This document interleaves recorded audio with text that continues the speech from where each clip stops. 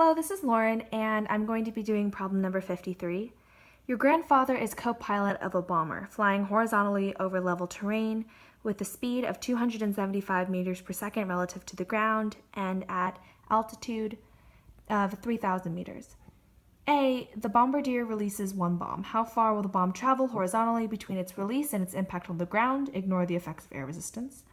B, firing from the people on the ground suddenly incapacitates the bombardier, unfortunate, before he can call bombs away. Consequently, the pilot maintains the plane's original course, altitude, and speed through a storm of flak.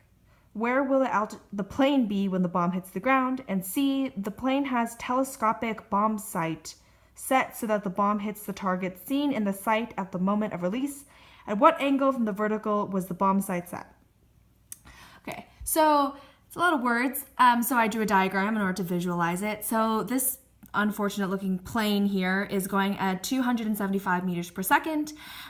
Your grandfather apparently drops a bomb, and it's good to note that these are both starting at 3,000 meters, and the bomb has an initial velocity of 275 meters per second in the x direction, in addition to the plane also having that same velocity.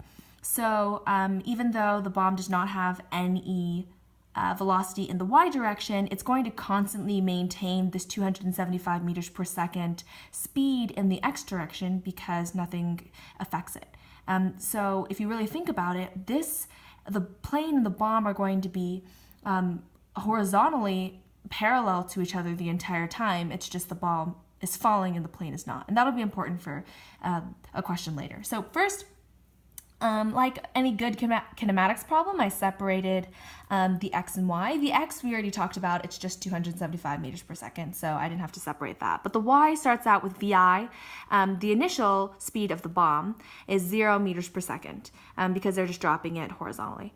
Vf, we don't know. The acceleration is, of course, negative 9.8 meters per second squared. I'm having the positive x and y just like regular y positive and x positive. We don't know the time, which we're going to figure out in order to find the distance that it travels. And then we know that in the x direction, it is 3,000 meters. So first, I'm going to solve for Vf squared. So Vf squared equals Vi squared plus 2a delta x. And so if you just plug in the values that you already have, Vi, a, and delta x, you find that your Vf squared equals 242.49 meters per second. That is equal to Vf equals Vi plus At, because in the end we're solving for t.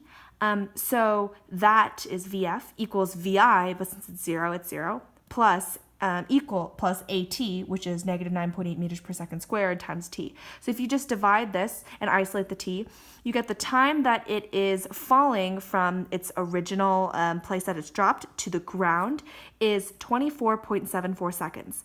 And that's important because our first question that we're asked is, what is this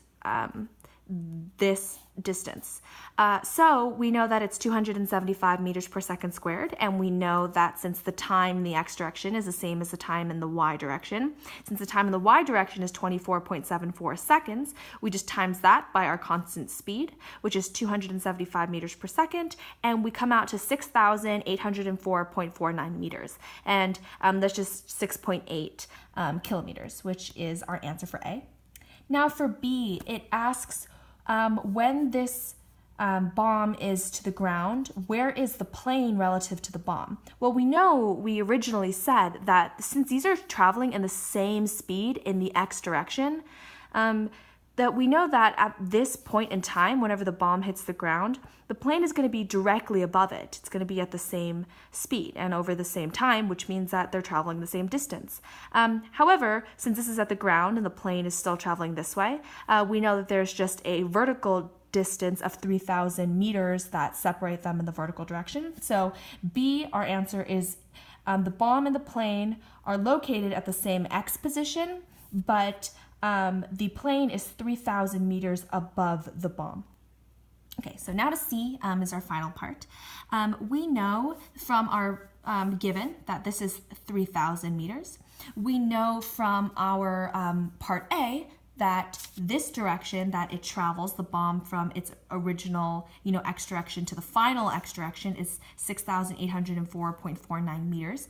And they ask us to find this angle with the vertical here. So it's just this angle, and using trig, negative or inverse tangent would just be 6,804.49 meters divided by 3,000 meters, and you get that the theta is 66.21 degrees from the vertical. So it's that. And that's it.